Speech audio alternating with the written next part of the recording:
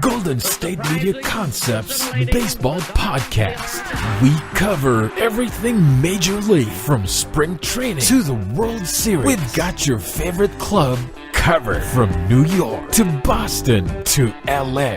This is the Golden State Media Concepts Baseball Podcast.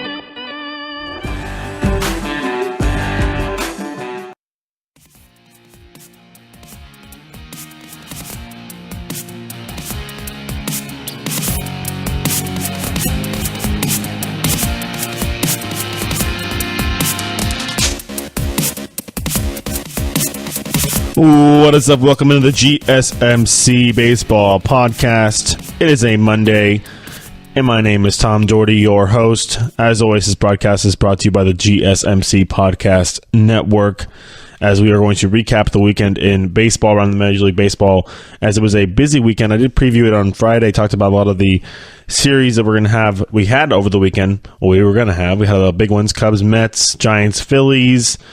We had a couple interdivision series going on. We had Dodgers, Rockies. I mean, all over the place. Even some big ones from teams that were on top of their divisions. Were on top of their divisions is the key word. Astros and Red Sox. Astros did lose their top spot in the AL West over the weekend. The Seattle Mariners, as you see on top of the number one team on the top of the show right now. We'll be getting to them in the second segment after I go through the games over the weekend.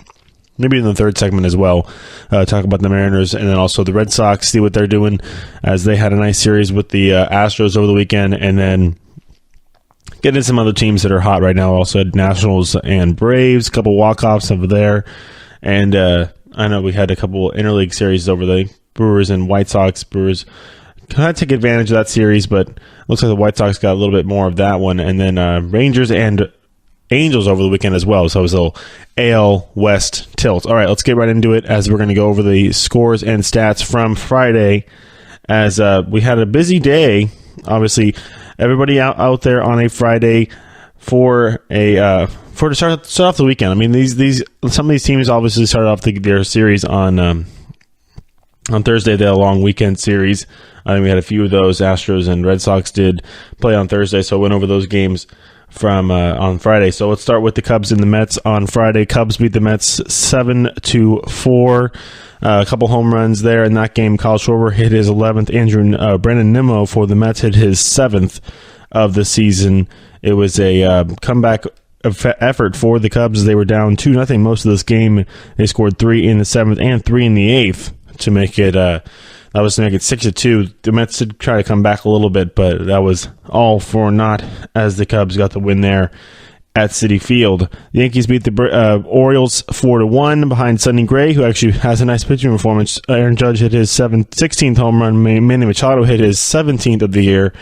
The line for Sonny Gray was 6 innings and 1 run allowed, 4 hits, no walks, 6 strikeouts to give up that home run to Machado. That was actually in the first inning. That was the only run he would surrender in this one. The Giants shut out the Phillies 4-0 behind a nice pitching performance from Chris Stratton. He's been their best pitcher so far. They do have Madison Bumgarner coming back tomorrow, so 7 o'clock tomorrow, I believe, is the start for that game. Diamondbacks and Giants tomorrow. Madison Bumgarner making his first start of the year for the Giants. We'll be talking about that a little bit probably in the last segment as well. In this one, like I said, Stratton was 6 shutout innings, 4 hits allowed, 1 walk, 7 strikeouts for Stratton, as he gets his 7th win on the season already, as the Giants beat the Phillies 4-0. Tigers beat the Toronto Blue Jays 5-2. In this one, they got no homers in this game, except one from Nick Castellanos. He got his 6th homer of the year for Detroit. That was that was at the end of the game. That was when it was pretty much already decided. That was the bottom of the 7th inning. Hit his 6th of the year. Braves shut out the Nationals 4-0 on Friday in Atlanta. A nice pitching performance from Mike Foltynewicz as he goes the distance. Shutout ball, 9 innings, a complete game shutout for Foltynewicz, as he got only 2 hits allowed, 1 walks, 11 strikeouts. So that complete game 2-hitter for Foltynewicz, and he actually, I think, got the last out on a Bryce Harper strikeout. Yep. Bryce Harper struck out to end the game as the Braves win that one in a shutout. Houston beats the Red Sox on Friday 7-3. And this one, this is the Garrett Cole and Chris Sale matchup, as this was on national TV, I believe, as Cole went 7 innings, allowed 3 runs on 5 hits, 1 walk, 7 strikeouts to give up a couple home runs. 1-2 Mitch Moreland, his 9th, and 1-2 JD Martinez, his 19th of the season. But Cole gets the win as he got more run support. Chris Sale went 6 innings, allowed 4 runs on 6 hits, 1 walk, 6 strikeouts to give up a home run to George Springer, his 12th of the year. Carlos Correa also hit his 10th off of Joe Kelly there in the 8th inning, and Evan Gattis hit his 8th also in the 8th inning off Kelly. A 2-run shot there for Gattis to blow that game a little more open, make it 7-3 Astros. Twins beat the Indians 7-4. Behind a Jose Berrios start. He gets his 6th win of the year. He went 6 innings, allowed 4 runs on 5 hits, 1 walk, 7 strikeouts to give up a home run to Edwin Encarnacion, his 14th. They beat Carlos Carrasco, who was knocked out after only 3 2/3 innings of work after giving up 6 runs. The White Sox beat the Brewers, which is a little unexpected there. Brewers leading their division, lose to the lowly White Sox, who combined, they scored 8 runs on 11 hits in this one, as they beat up Chase Anderson. He gave up a few runs through 5 2/3 innings, and then the bullpen also gave up a few as well. But it was the unearned runs that got him in this one, and then ended up in the loss. A's whacked the Royals on Friday night in Kansas City, 16-0.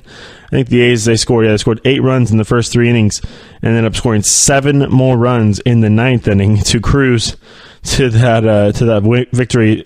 Matt Olson hit his 10th and 11th home run, and then Fowler hit his 2nd and 3rd home run. So 2 guys both go deep twice for Oakland. They got a nice pitching performance from Montas, who went 8 shutout innings, allowed 7 hits, 2 strikeouts for the young right-hander for Oakland. That's Frankie Montas in his 2nd win in as many starts. Pirates shut out the Cardinals 4-0 in St. Louis. Nice pitching performance from Jason Taillon. He gets his 3rd win of the year. 8 innings of shutout ball, 3 hits, 1 walk, 6 strikeouts for the young right-hander there. In this one, he serves up Mike Mikolas's first loss of the season as he gave up only 1 earned run over 6 innings, but was saddled with a loss as the Cardinals were not able to push a run across. Dodgers beat the Rockies 11-8. A bunch of obviously big hitting outbursts in this one over in the Mile High city of Denver. Nolan Arenado hit his 12th. Matt Kemp his 8th, Chris Taylor his 8th, and Yasiel Puig his 6th on the season for the Dodgers as they get the win there in a high-scoring affair. The Diamondbacks beat the Marlins 9-1. Clay Buchholz gets his first win as a Diamondback. 7 innings, allowed 1 run on 6 hits, 1 walk, 9 strikeouts for Buchholz. Diamondbacks got a bunch of home runs in this one, as there was a Daniel Descasso hit his 7th, Jake Lamb his 2nd, David Peralta his 8th, John Ryan Murphy his 8th, and Kendall Marte hit his 2nd and 3rd home runs as the Diamondbacks hit 6 dingers and win this one 9-1. Angels shut out the Rangers 6-0 on Friday. It was a Jaime Badia start, as he had only 4 hits on and walked 1 in his outing there, and it was a shutout ball beating Bartolo Colon, as Badia went 6 innings, like I said, no runs, 4 hits, 1 walk, 6 strikeouts. Got his 5th win on the year there for the young right-hander for the Angels. Home runs for the Angels. Albert Pujols hit his 8th. Ian Kinsler his 4th on the season. Reds beat up on the Padres 7-2 in this one. Got a nice pitching performance from Tyler Mahle. He went 5 shutout innings, allowed 5 hits, 2 walks, 5 strikeouts in this one. Scooter Gennett hit his 11th. And then in Seattle, the Mariners walk off on the Rays. 4-3 was the final, as the Rays again started with Sergio Romo before they had a long reliever come in. But Mike Leake gets the nice pitching performance of the day. No decision for him. He went 7 innings, allowed 2 runs on 6 hits, no walks, 8 strikeouts, did give up a couple home runs. Gomez hit his 7th and Field his 6th on the season. But the big play of the game was the walk-off play. Mitch Haniger, his 12th home run in the bottom of the 13th inning to give the Mariners the win there in Seattle. On Saturday, as we're going to go run through this Saturday really quickly here at the end of the segment, I just want to bounce around a couple big games from the weekend series. We had the Rangers actually come back and beat the Angels 3-2 in extra innings. Jake Diekman gets the win for the Rangers as Mike Trout hit his 19th, Ian Kinsler hit his 5th, but it was a late rally as the Rangers scored 1 in the 9th inning to tie the game and then 1 in the 10th to win there in Anaheim. A Ronald Guzman single knocked in the winning run. Cubs beat up on the Mets. It was a late inning. You rarely see a 7-1 game go 14 innings, or a 14-inning game end up 7-1, but that's what happened after the Mets pitching struck out 24 Cubs. I'm pretty sure it was 24 Cubs. 24 Cubs. Jacob deGrom struck out 13 in 7 innings, only allowed 1 run on 7 hits, 2 walks by Jacob deGrom, but he obviously gets the no decision as this one went way into extras. It was 1-1. Tie as both teams scored 1 in the 6th inning, and then they went into 14 where the Cubs scored 6 runs to blow that game open and get the win. In this one, Dodgers beat the Rockies 12-4. In this one, as the Rockies give up first place in the NL West, Diamondbacks take that back over. Jock Peterson hit his 2nd and 3rd home run of the year. Matt Kemp his 9th of the season. And then the big marquee matchup of the weekend, we had the two of them. The Red Sox and Astros was a tight game, but Christian Vasquez and Andrew Benintendi both hit home runs. Vasquez his 1st, Benintendi his 8th, to lift the Red Sox over the Astros and get their 40th win of the season. Red Sox scored 3 runs in the 7th inning to take the lead, and they would hold it there. Alex Bregman hit his 6th of the year for the Astros. In this one, David Price gets his 6th win of the season. And then in Atlanta, the Nationals beat the Braves 5-3. Behind a Max Scherzer start. He doesn't get the win. Well, not Max Scherzer start, but Max Scherzer appearance off the bench. As that guy, Max Scherzer came in, got a pitch hit single, and scored all the way from first base on a Wilmer Defoe triple to give the Nationals the lead. A lead they would not give up. And like I said, they won that one 5-3. In extras, Camargo hit his 5th, Michael A. Taylor his 2nd, and Juan Soto, the young 19-year-old, hit his 2nd of his young career there for the Nationals. And then a couple more games, then the Giants shut out the Phillies again for the 2nd time in as many days. 2-0 was the final in this one, as they got a nice pitching performance from Andrew Suarez, the young left-hander for the Giants there, as he got the win in this one. I think that's his 2nd win of the season already. Yeah, 2nd win. He went 7 shutout innings, allowed 3 hits, 5 strikeouts, no walks for the young left-hander. The Giants win this one as they would take the series there. No home runs in that game. Hunter Strickland got his 12th save of the season. All right, we're going to take a quick break right here at this juncture and then come back and do Sunday's games really quickly before we go into our second segment of talk, and likely going to just go on the Mariners, as they are the hot team in baseball right now is the Seattle Mariners. So stay tuned really quick. We're going to come back and do Sunday and then do some talk on the Mariners when we come back, so stay tuned. This is your ultimate stop for everything sports. The Golden State Media Concepts Sports Podcast. Should I say more? From the NFL, MLB, the NBA to MMA, it's all in here. The Golden State Media Concepts Sports Podcast. Listen now.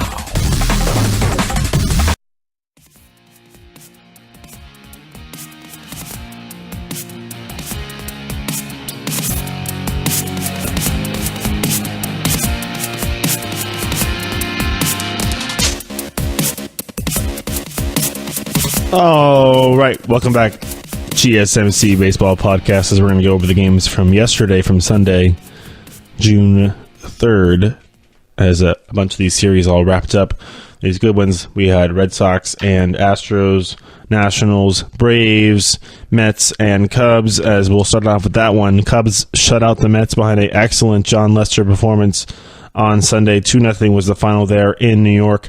Lester gets his 6th win on the season. He beats Steven Matz in this one as Lester was the man from lefty side. I mean, he's kind of up and down the season, but he does get the shutout start this time as he goes 7 innings, no runs allowed, 2 hits, 3 walks, 7 strikeouts. Steven Matz also pitched pretty well, but he did surrender a few runs. That was his demise as he went 7 innings, allowed 2 runs on 5 hits, 2 walks, 7 strikeouts for him as well. The big hitting. I guess the Cubs did not have an RBI hit in this game. They had a steal of home. Javier Baez stole home.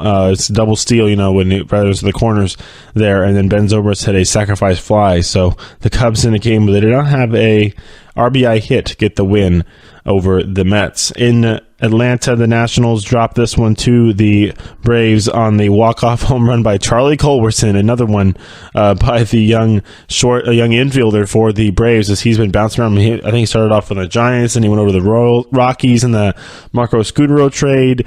Then went to the Dodgers for a little bit. Now he's over on the Braves. I think he came over in that Matt Kemp deal. Down Matt Kemp hitting. He's got 8 home runs on the season hitting in the cleanup spot for the Dodgers, which is just like we're back in 2011 or something like that, or 2010. But that's baseball. It's a big revolving door sometimes. As we're going to come back and look at these scores. Twins beat the Indians. Minnesota Twins beat the Indians 7-5 in a game that was decided late. As the Indians can't seem to get out of their way. It was a walk-off home run from Eddie Rosario, and that walk-off home run was his 3rd homer of the day. I advise you to go look at those highlights. Eddie Rosario was hitting the absolute cover off the ball in this one, as we had actually a couple guys hitting multiple home runs. Edwin Encarnacion hit 2. His 15th and 16th. Rosario hit his 11th, 12th, and 13th homers of the year. Brentley hit his 10th, and then Brian Dozier hit his 9th for Minnesota as the Twins scored twice in the 9th inning when the game tied. Indians came back, scored 1 to tie it in the top of the 8th. So they were trading home. It looked like they were trading home runs. It looked like at the end of that game, as that game was really going back and forth there, as it was a Edwin Encarnacion home run to make it 4-3 Indians. Brian Dozier tied it up with a home run in the bottom of the 7th, make it 4-4. Rosario hit his 2nd of the day to make it 5-4 before Michael Brantley tied it up in the top of the 8th to make it 5-5, and then Rosario promptly untied it in the bottom of the 9th to give the Twins the victory. All right. In St. Louis, the Cardinals beat the Pirates 5-0. Another shutout performance in this game, but they're going back and forth amongst the starting pitchers for either team.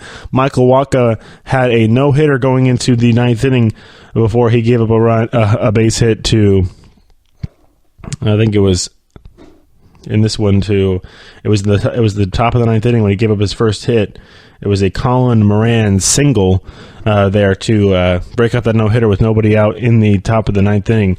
But it was all the runs scored pretty much on two different plays. Marcell Ozuna hit his 5th homer of the year. It was a grand slam to make it 4-0 very quickly in the first inning for the Cardinals. Then Yarl Munoz hit a single that made it 5-0. But the story was Michael Wacha being 1 inning away from a no-hitter, as he was absolutely untouchable there in St. Louis last night, or yesterday afternoon. 8 shutout innings, only 1 hit allowed, 2 walks, 8 strikeouts for Wacha as he got his 7th win on the season. All right, in L.A., it was Texas and make that in Anaheim. The Rangers and the Angels got back at it. Angels get the win here in the final game of the season of the series. Tyler Skaggs gets his 4th win on the season as he goes 6 innings, allows no runs on 4 hits, 3 walks, 6 strikeouts. He beats Doug Fister, who is finding some tough luck, it looks like. He went 6 innings, allows 3 runs on 4 hits, no walks, 1 strikeout to give up a home run to Justin Upton, who hit his 12th of the season. The A's beat the Royals 5-1 in Kansas City as it took the series there out in the Midwest as Jacob Junis takes the loss. He pitched all right, though. He went 7 3/3 innings, allowed 3 runs on 6 hits, 1 walk, 9 strikeouts, but was not able to get enough run support as the A's were able to outscore and only allowed the 1 run. Gossett went 5 innings, allowed 1 run on 2 hits, 2 walks, 1 strikeout. One of those hits was a home run. John Jay hit his 1st of the year a solo shot. The only runs for the Royals. And then Olsen, again, another home run for the A's as he hits his 12th of the season, and the A's win 5-1.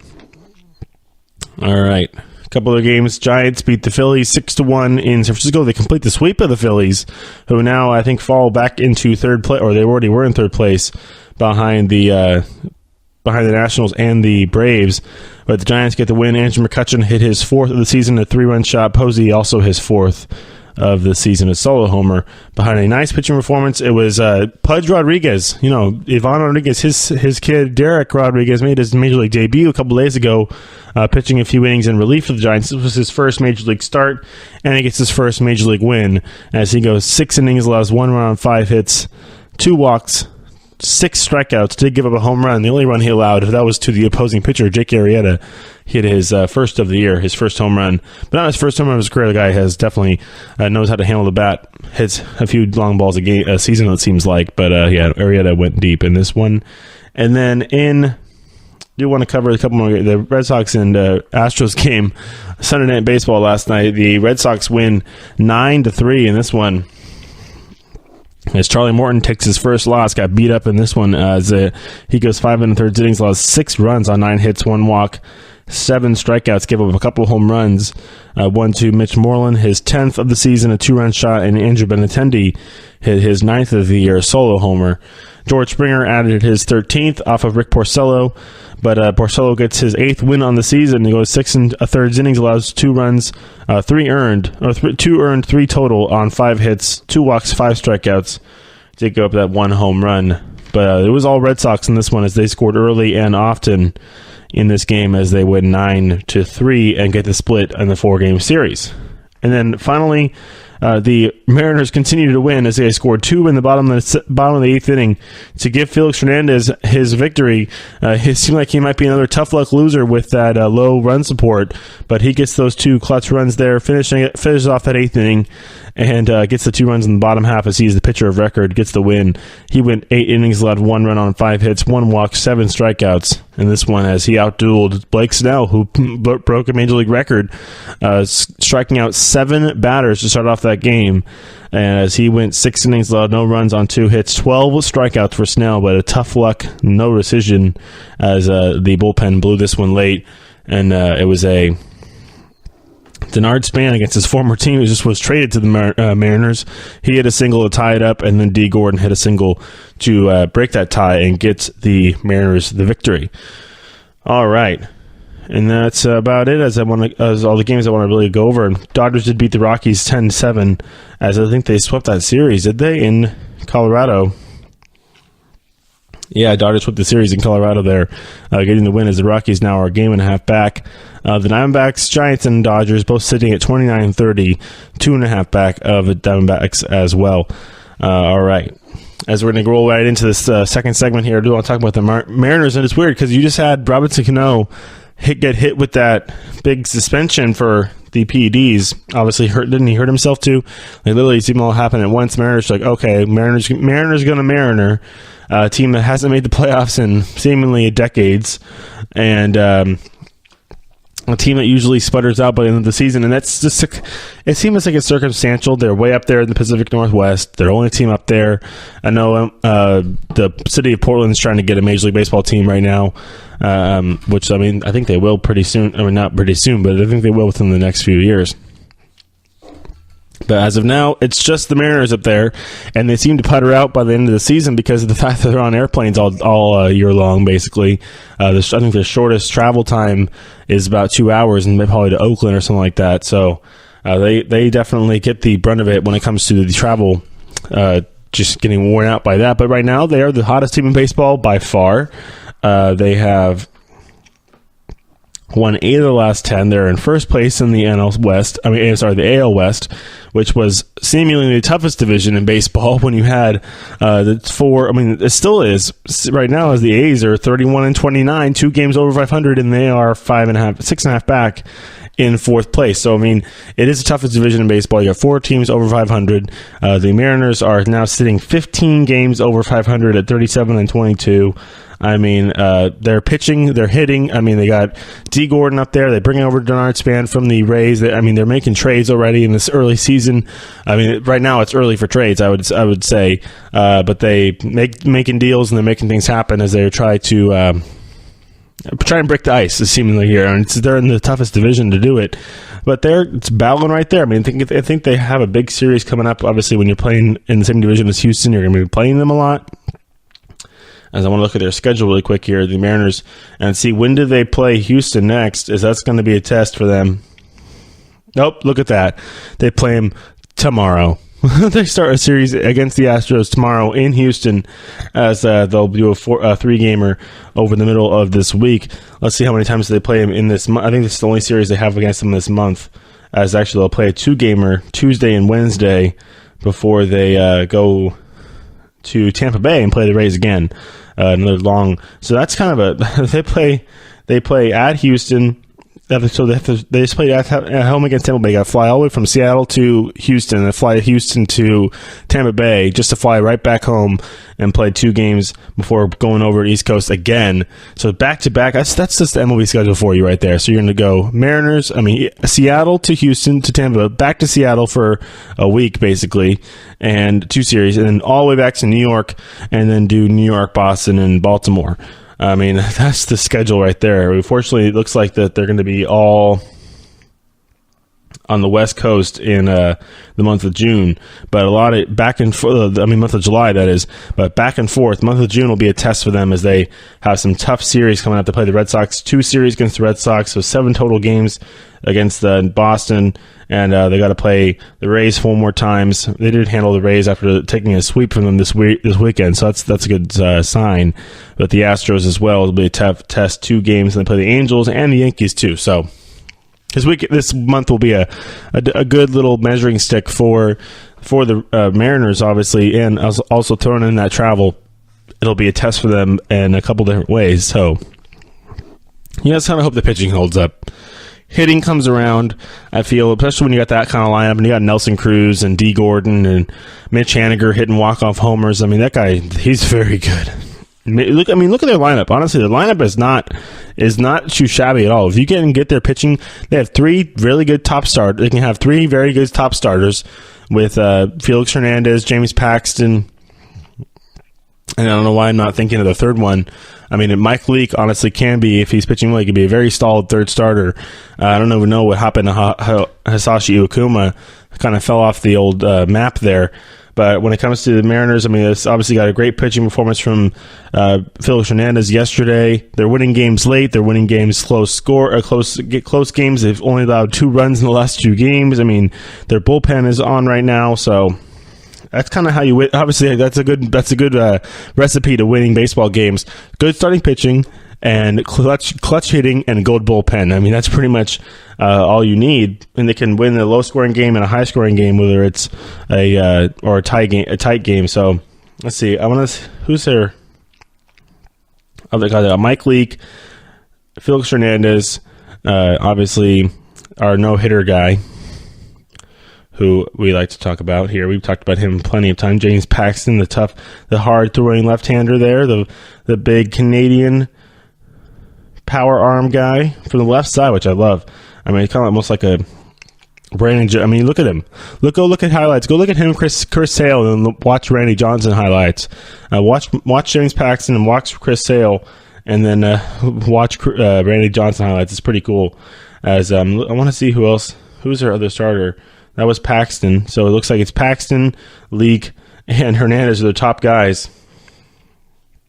The Mariners, obviously, you never know how long this is going to stand. They've done this before where they have a tendency to kind of they have Miguel Gonzalez as well. He's a good little left-hander too. So they have 2 left-handers, 2 right-handers. I think they've been mixing and matching their last starter as well.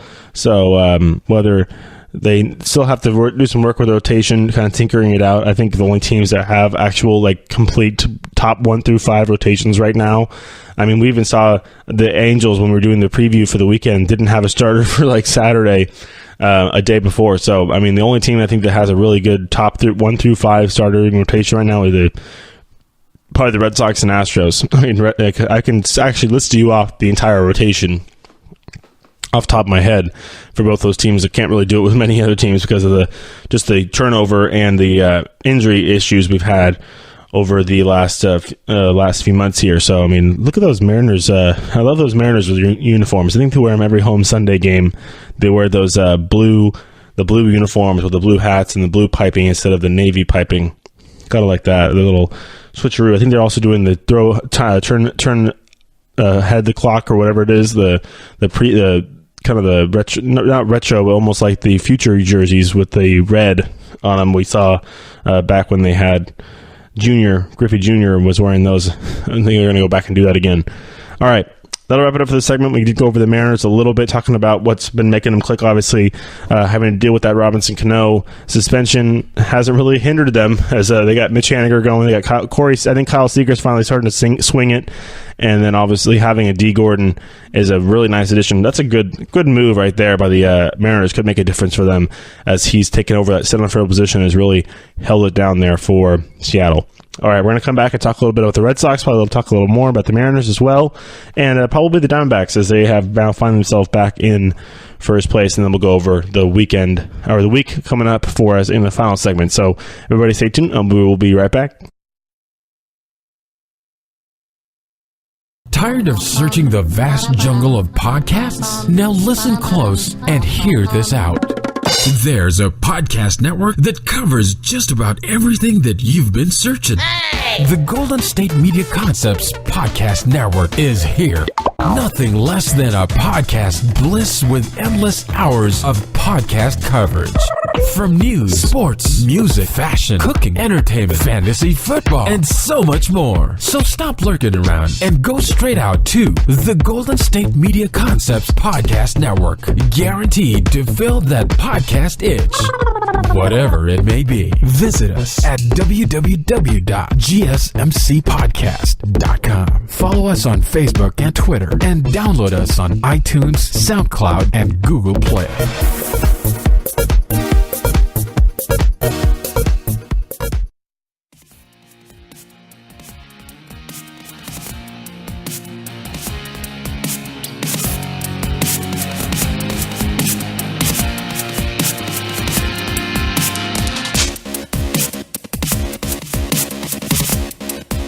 All right, welcome back to GSMC Baseball Podcast. This segment, we're going to go over a little more with the Mariners and the Red Sox as well before we go into the fourth segment and do the preview for the week, Mondays and Tuesdays games.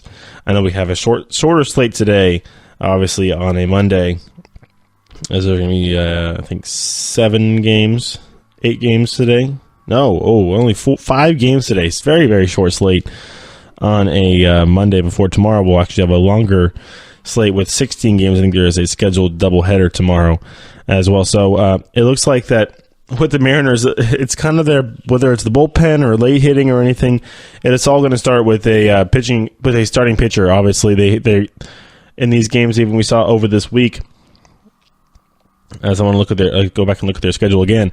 All these games, even against the Rays team that, I mean, you'd call them light hitting, but they can pitch. Able to win low scoring games is definitely a talent to have this season, as it is a premium. I mean, obviously being able to run up the score and to be able to score a bunch of runs is great, but to be able to win these low scoring games, to be able to have a bullpen who can come in and shut down a team, and then not only give yourself, if it's say it's tied or you're losing by a run or something, give your offense a chance to come back. It's always nice to be able to have those innings where you can just like keep it where it is. Okay, now we're gonna strike, and you saw the Mariners do that as I think they have won 4 in a row, and have only allowed 6 runs in the last 4 games, as they were able to hold the Rays to 1 run a couple of those games, and then their last win was against the Rangers. Well, they allowed only 1 run. So it looks like, I mean, look at their last few wins. I mean, their last 4 of the last 5 wins, make that 5 out of the last 6 wins, they've only allowed 1 run.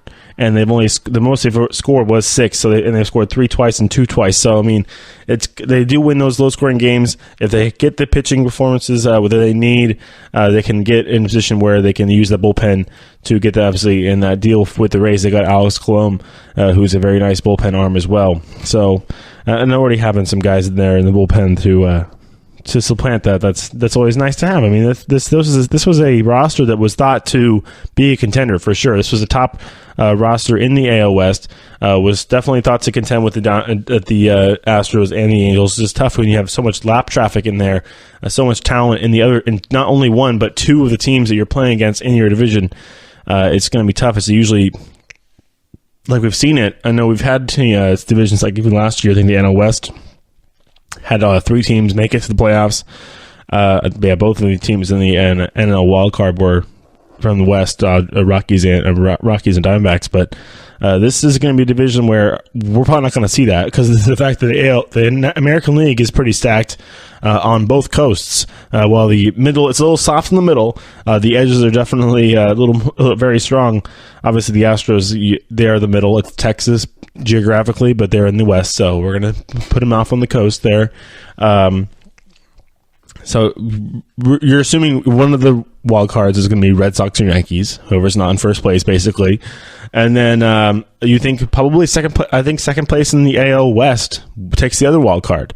So the division winner in the AL Central is going to take that. This is the way it is. Probably likely the Indians. So they're in a good division right now. They seemingly can't get out of their way. Talk about them just for a second here. You have a whole weekend series with the Twins, wasn't it? And then now you got to host a tough Brewers team who actually had their own tough weekend as well. But you had a whole weekend against the Twins where you get swept. Yeah, that's what I thought. They got swept over the weekend. They did win the first game on Thursday, but they dropped all 3 over the weekend. So the Twins were able to take 3 out of 4 from them. They got 2 against the Brewers starting tomorrow. They're for Cleveland. The Brewers didn't really fare well over the weekend as well. So I'm going to look at their series really quick here, as I think the White Sox took care of them at least 2 out of 3. I know that, but yeah, they took 2 out of 3 from the Brewers. So the Brewers ailing a little bit after dropping 2 in a row to a lowly White Sox team. We'll see if they can get better. Again, that'll be a good series to talk about coming up in the next segment. But the Indians and the Brewers, both in the Central there, lead those soft. I wouldn't call it, no, the NL Central's not soft, but the AL, hard on the edges, soft in the middle. And the NL, a little definitely tough in the Central and in the East. The West is a little different kind of competition where it's the best of the worst kind of thing, whereas in the East and the West, it's definitely got to be good to go and win there. So looking at the standings really quick, like I said, the Phillies, after dropping 3 in a row over the weekend to the Giants, are now 3 games back in 3rd place. Nationals have jumped into 2nd place. They've won 7 out of the last 10, as they are a game and a half back behind the Braves, who are still there. The Braves still find ways to win, whether it's Dansby Swanson or Charlie Culberson, who seem to be twins, hitting walk-off, or Yohan Camargo hitting walk-off home runs. The Braves seem to be getting it from just about everywhere. It's just kind of like the Mariners. I mean, you see it a lot where these teams are winning low-scoring games, winning games where they only allowing 1 run. They're getting great pitching. They're getting late clutch hitting. You got Mitch Haniger hit a walk-off homer over the weekend. So it really comes from everywhere, and if you can sustain it over the whole season, that's great. And the Mariners, they're going to have a tough test coming in this month, as they're going to have a lot of travel, as well as some tough series and matchups this month of June. So we're going to turn it right over now and talk about the Red Sox for just a second here, as they had a tough-fought series in Houston, as they got the split of the series. I think they just split them right down the middle. With this one, it was a 4-gamer over the weekend, Thursday through Sunday, as I think that the Red Sox got the game yesterday on Sunday Night Baseball in a bit of a high-scoring affair there in Houston. But I wanted to just look at the rest of their schedule coming up for the month of June, as well as looking at those games over the weekend against the Astros. I mean, talking about these are the 2 teams I was talking about that have the pitching rotation that I actually can name the whole rotation. They're both that solid. They both have guys that they're cemented pretty much in their spots for the whole season. I mean, the Astros have 4 or 5 aces. I mean, I could say if you think Charlie Morton's an ace, if you think Lance McCullers an ace, because the other 3 are definitely aces. Verlander, Cole, Keuchel, everything. So, yeah, they split them right down the middle. Astros took the first 2 games. Red Sox took the second 2 games. With the Red Sox, obviously, with the top half of the rotation definitely being a little stronger than the bottom half, the Astros having a little more spread out. But come playoffs, you're really gonna cut off the last 2 guys. It's really a 3-man rotation, and they both have they both have the best 3-man rotation in the league. 2 of the best, at least. With if you can just do a Sale, Price, and Porcello versus a Verlander, Cole, and Keuchel. And I mean, you can throw McCullers in there if you want to stretch it out to 4 games as well. Charlie Morton got the last out, and he's 7-1 this year with like a 2 ERA. So I think Hinchy's got a decision to make, obviously, when it comes to the playoffs. He got some time to figure that out as well. But this is always fun seeing these series with the Red Sox and Astros. Very much like playoff atmosphere down there in Houston this weekend. Low scoring. I mean, not really low scoring. They both of them were putting up some runs. The first game on Thursday was a good one, as the Red Sox did lose this one 4-2. But Carlos Correa hitting a big home run.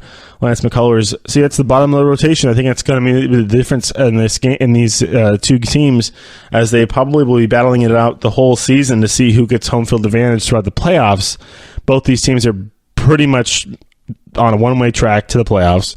Whether the Red Sox do have to worry about the thing is the Astros actually are in second place right now. I don't think they have to worry about the Mariners too much throughout the rest of the season, as they do have a tendency to fall off. Maybe more about the Angels, who are kind of sitting a little dormant. It's like a little dormant volcano right now in third place, kind of treading water, but they're still there.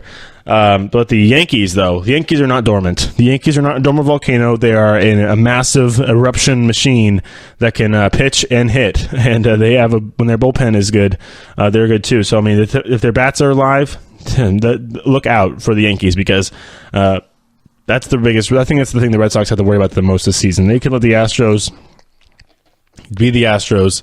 You get a split off that 4-game series. You're okay with that. You got to be able to match up against the Yankees. Well, obviously the Red Sox do not play New York until the end of the month, but they do go to New York. They go to New York at the end of this month. So those series will always be top build, obviously. But when looking at the standings over there in the East, the Red Sox and Yankees are virtually tied for first place. I mean, you could say the Red Sox are kind of right below because they have less. They have more losses. The Yankees are 37-17. The Red Sox are 41-19. The Yankees just played a lot less games because of the rainouts they've had. They'll definitely make up those. But the Red Sox technically have a .02 or .002 lower on the win percentage there. So the Yankees technically are first place, but that's semantics right there. You got to be able to play them up at home. The Yankees have won 4 in a row. You got to be able to beat up on the bad teams in the AL East, because you're all going to play them. You play them 19 times each. The Red Sox, you got to beat the Orioles. You got to beat the Rays. You got to beat. I mean, the Blue Jays actually are decent, but these 2 teams are going to be battling it tooth and nail the whole season, and you got to be able to beat up on the bad teams. You got to be able to make up for Mookie Betts, the loss of Mookie Betts. He'll be back. They obviously have some power when you have 2 guys, 1-2 in the home run race with JD Martinez and Mookie Betts right there. Obviously, I think it's right now it's Martinez and Mike Trout at 19 total. Betts has 17. And he'll be back pretty soon here. I don't think his injury is that much to worry about. But when you're playing against a team of the Yankees, we're still waiting for Giancarlo Stanton to really break out. Aaron Judge has had another great year, as he's already picking up right where he had left off last year. Yankees are pitching. So, I mean, the Yankees did just take care of who they play over the weekend. They played, I think, Baltimore. They took care of them over the weekend. So if you're a Yankee fan, you got to be happy right now. You got to be basically waiting for that series to go at the end of this month. Obviously, they couldn't play a few games. I think there was a few games rained out in Baltimore, even the one yesterday was. The win on Thursday and the one yesterday was for the Yankees and Orioles. it's like I said, it's going to come down to head-to-head. It's all going to come down to head-to-head. I think if it's you put it puts them. That's why I think that's why this wild card game. Because if you're a Red Sox Yankee fan, it's like, yeah, you want to win the division, but we don't win. We'll get the wild card. We'll go into the ALDS and be fine. I mean, probably won't have. No, you want to win the division now. There's a wild card game. It's called a 1-game playoff.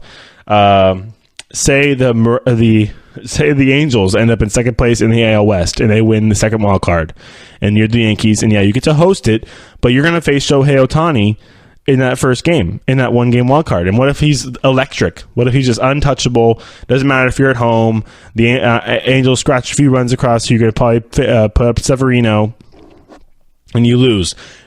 Okay, then you're done. 1 game. If you win, you just use Severino, and now you got to go play that series against the Red Sox or the Astros without your first starter, basically. At least maybe he'll come back game 3 or game 4 in that ALDS. So it puts a major premium on winning the division. Same thing in the AL West as well.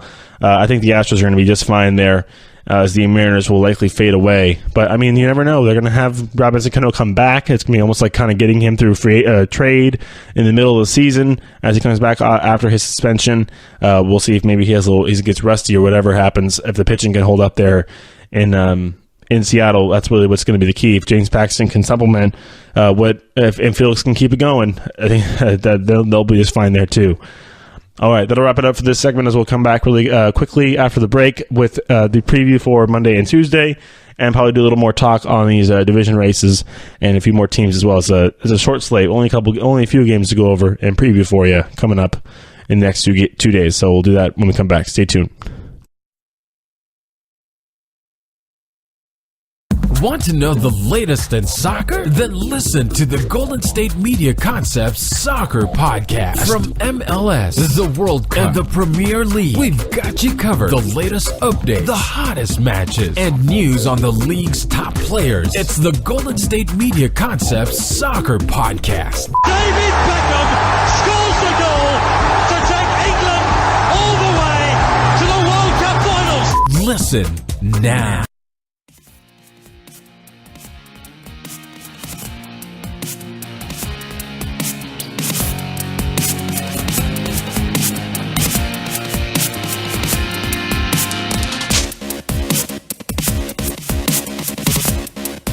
All right, welcome back to GSMC Baseball Podcast, as we are going to go over the games for Monday and Tuesday here. Short slate, only 5 games today on a very slow Monday, as we're going to have, actually, before we do this, I do want to talk a little bit. Today is the first round of the Major League Baseball Amateur Draft. So, if for those who are prospect pipeline watchers, watching who's coming down the lane right now for these major league teams, well, this is where we're going to first find out who is going to be assigned to who.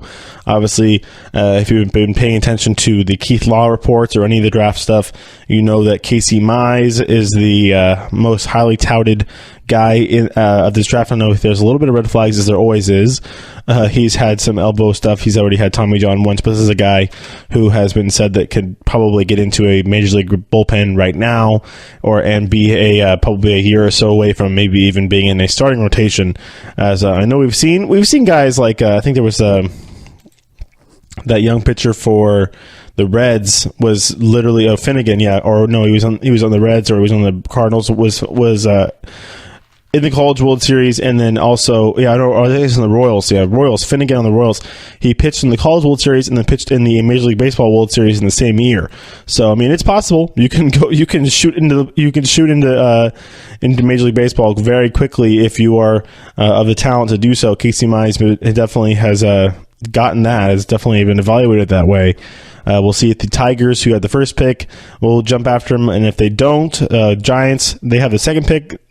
And they could also jump after him. I know a catcher, actually, for Giants fans out there, it's been a catcher who might be linked to that first or second pick as well, Joey Bart from Georgia Tech. I know Giants obviously know who their catcher is right now with Buster Posey there. But Buster, I mean, he's 31 years old, could be headed his way towards first base soon here within the next few years, as Obviously, you want to keep his bat in the lineup on the WBC. You go look at his stats when he plays first base. His splits, his average hit goes up, home runs go up, slugging goes up, everything. So definitely sees the ball. I mean, I don't know, catcher's legs.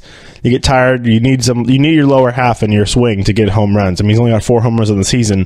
A guy who had none last year for the Giants has more than him this season right now. Gorky Hernandez has 6 though.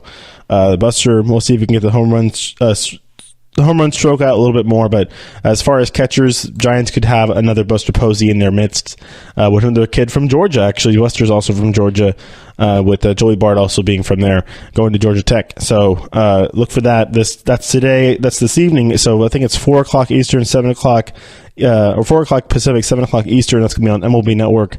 Round 1 of the MLB amateur draft. Definitely not as exciting or as touted or the preparation's a little less, or the promotions or hype is a little less than the NBA draft or the NFL draft, where you have weeks and weeks of talk ahead of time and post draft talk. Baseball definitely goes under radar because, I mean, these guys you rarely see. I mean, now Carlos Correa is just now 2017-18 becoming a top guy in Major League Baseball. I remember he was drafted in 2012. First pick overall by the Astros, and now he's becoming, so it's 5-6 years later, you see these guys finally making a splash after they get drafted, because they get drafted as teenagers. Not that we don't see teenagers in Major League Baseball, because the teenagers we do see usually are either Bryce Harper or are guys who get signed, international guys who get signed at 16 years old or 17 years old, and they play for 2 years and they're ready to go, or something like that. So definitely with Casey Mize, you could see him in a bullpen very, very soon, depending on who gets drafted by, whether it's Giants or Tigers. He's likely to go within those first 2 picks, as well as Joey Bart, same thing. So for those who are draft guys who like to watch the draft or pay attention to see who the next rising star for your franchise will be sure to tune into MLB Network tonight at 7 or 4, wherever you are, 6 if you are across in the middle of the country as well. So let's go through the games really quick, as we have a couple games to talk about here. The Yankees and the Tigers is on D. Tigers and the Yankees will be playing 2 games today, as they'll be making up one of the games that they lost. They could not play due to rain earlier in the year. Doubleheader in Detroit, as the Yankees will be throwing out Luis Severino for his another start for him, looking for his 9th win on the season. He's got 8-1 with a 2.31 ERA on the year.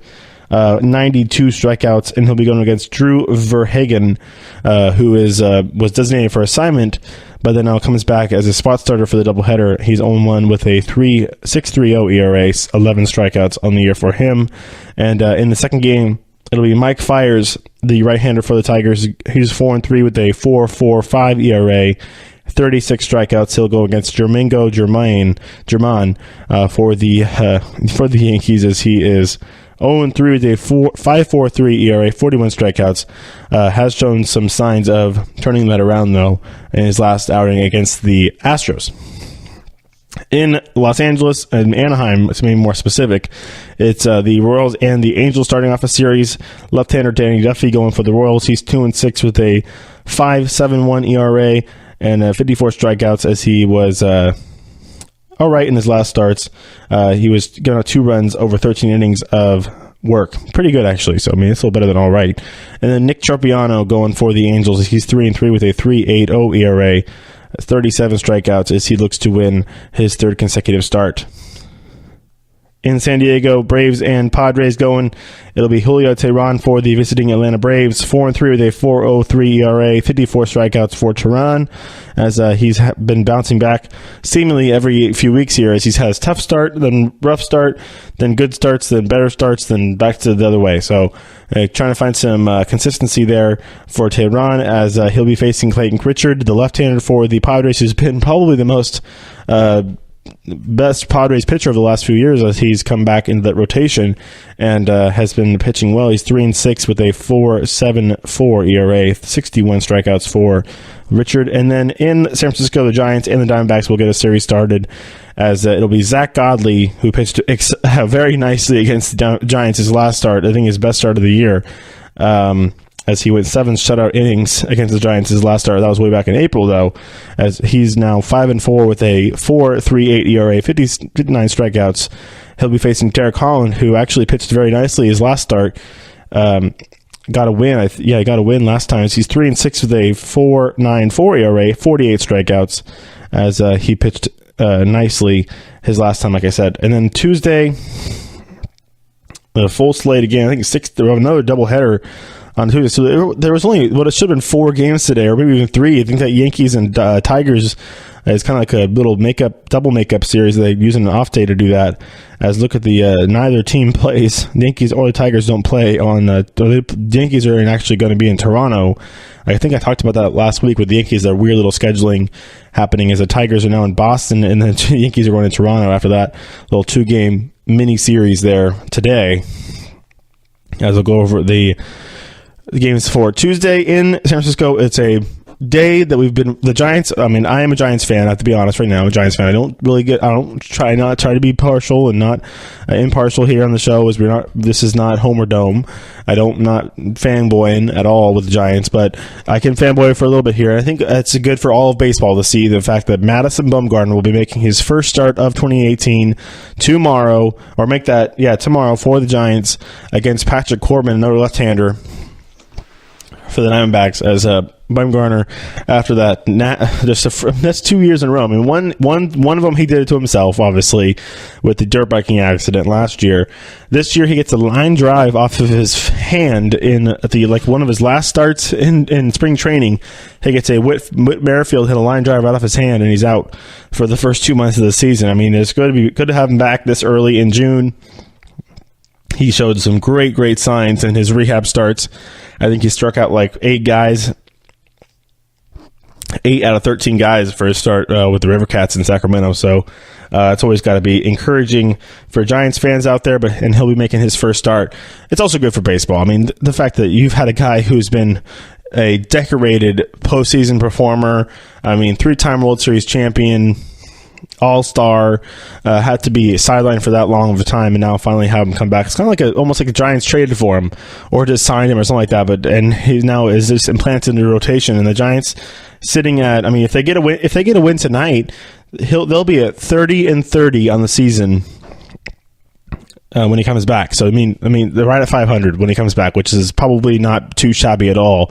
Looking at how the rotation has fared over the last few months, I mean, they did have a good weekend of starting pitching against the Phillies, but without Bumgarner, now Cueto's been out for a while now. They've had 3 guys make their MLB debuts this season already as starters, make their first start as a Major League Baseball player. So having a little veteran insurgents into your rotation is very nice, as Bumgarner, like I said, will be making his first start of the year against Patrick Corbin. Corbin's 5-2 with a 2.99 ERA on the season for the Diamondbacks, as they look to extend their lead. He's 98 strikeouts for Corbin, as they look to extend their lead in first place back out in the West. And then another doubleheader going tomorrow. It'll be the Twins. I always say the Mets. Twins and White Sox in Minnesota. I see the M.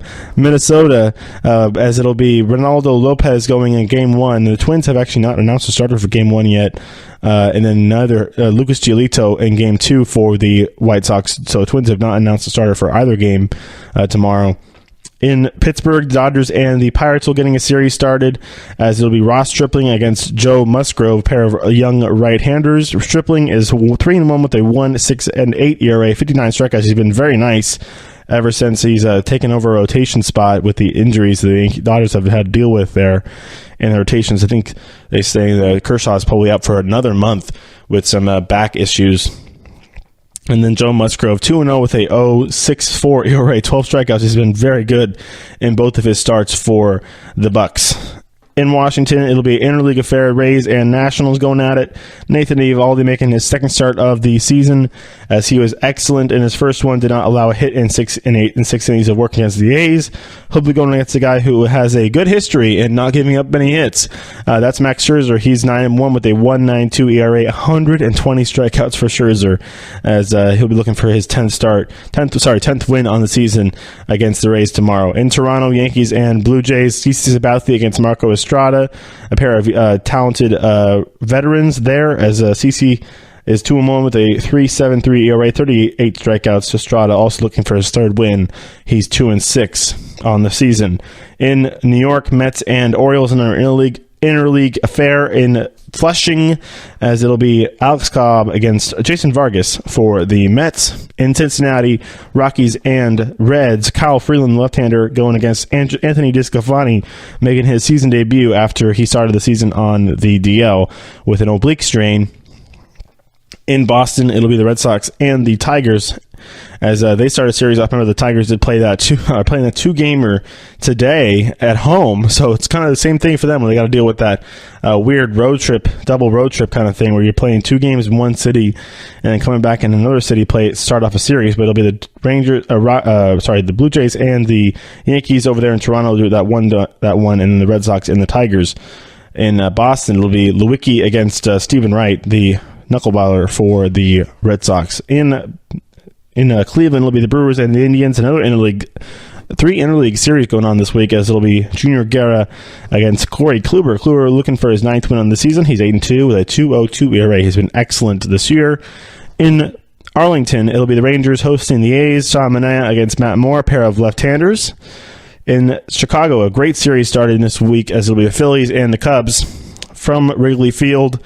First game of the series will be Zach Eflin against Kyle Hendricks for the Cubs. And then in Houston, Mariners and Astros, like I talked about a little bit ago in the earlier segments, they start a little I think it's a 2-game series going actually down there in Houston. Mariners and Astros. James Paxton against Dallas Keuchel, a excellent left-handed performance, left-hander matchup right there. 2 talented lefties, as Keuchel 3-7 with a 3.65 ERA. The record not really showing it for Keuchel this season, but James Paxton 4-1 with a 3.13 ERA.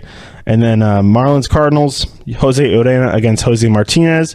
Royals again pick it up against the Angels. In Anaheim, Keller against Andrew Heaney. And then it'll be in San Diego again, the Braves and the Padres. Sean Newcomb against Jordan Lyles. All right, that'll wrap it up for the show today, as we have gone through a lot of stuff. Red Sox, Yankees, Mariners, Astros, everything, as we did recap the weekend. Do our talk on the standings, where they're at, who's hot, who's not right now, what it's going to take for the Mariners to keep it going.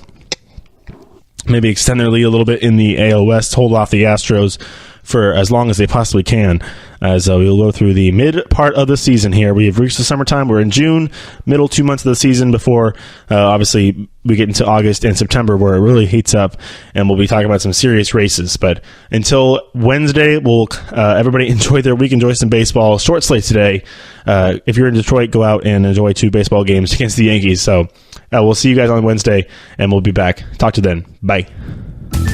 You've been listening to the Golden State Media Concepts Baseball Podcast, part of the Golden State Media Concepts Podcast Network. You can find this show and others like it at www.gsmcpodcast.com. Download our podcast on iTunes, Stitcher, SoundCloud, and Google Play. Just type in GSMC to find all the shows from the Golden State Media Concepts Podcast Network, from movies to music, from sports to entertainment, and even weird news. You can also follow us on Twitter and on Facebook. Thank you, and we hope you have enjoyed today's program.